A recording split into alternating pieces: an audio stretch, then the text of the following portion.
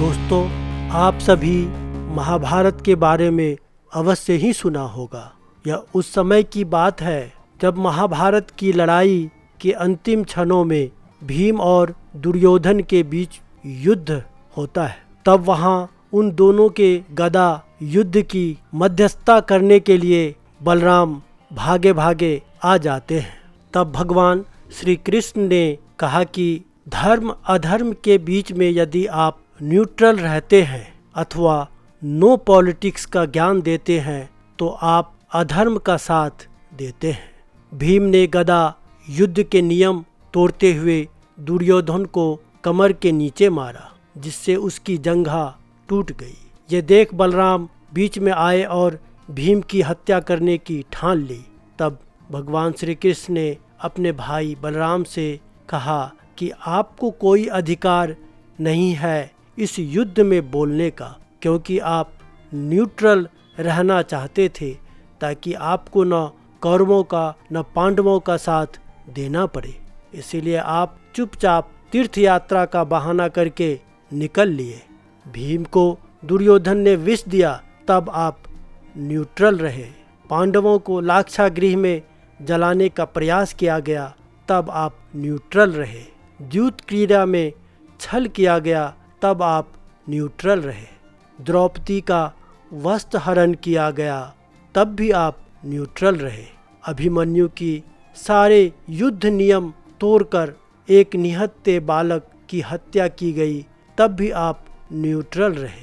आपने न्यूट्रल रहकर, मौन रहकर दुर्योधन के हर अधर्म का साथ ही दिया। अब आपको कोई अधिकार नहीं है कि आप कुछ बोले, क्योंकि धर्म अधर्म के युद्ध में अगर आप न्यूट्रल रहते हैं तो आप भी अधर्म का साथ ही दे रहे हैं। आज हमारा ये देश 712 ईस्वी से धर्म युद्ध लड़ रहा है और प्रत्येक नागरिक इसमें एक सैनिक है। यदि हम न्यूट्रल रहकर अधर्म का साथ देते हैं तो हमें अधिकार नहीं है शिकायत करने का कि देश में ऐसा हो रहा है, देश में वैसा हो रहा है। कौन पार्टी धर्म के साथ है या नहीं है ये मायने नहीं रखता, परंतु अगर कोई पार्टियां संगठन पूर्णतः अधर्म के साथ है तो ये सोचने का विषय है। ये हर नागरिक का कर्तव्य है कि वे राष्ट्रहित में जो भी बन सके उसका उपाय करे, राष्ट्रहित में जितना हो सके सहयोग दे। इस युग संधि में सबकी सहभागिता अनिवार्य है। इसीलिए अब न्यूट्रल रहने का समय नहीं है कि बस कुछ नहीं बोलेंगे, लोग क्या कहेंगे, उनको बुरा लगेगा, वो क्या सोचेंगे, ये समय नहीं रहा।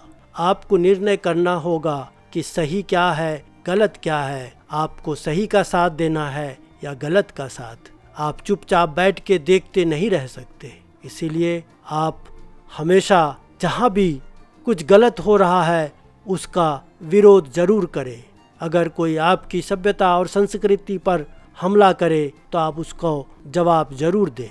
अगर आपके राष्ट्र के विरोध में कोई खड़ा है, कोई देशद्रोही कार्यों में लिप्त है, तो वहाँ चुप बैठने का समय नहीं है। आप उनका विरोध जरूर करें। कहानी अच्छी लगी है तो अवश्य शेयर करें और इस नन्हे छोटे से YouTube चैनल को जरूर सब्सक्राइब करें। धन्यवाद।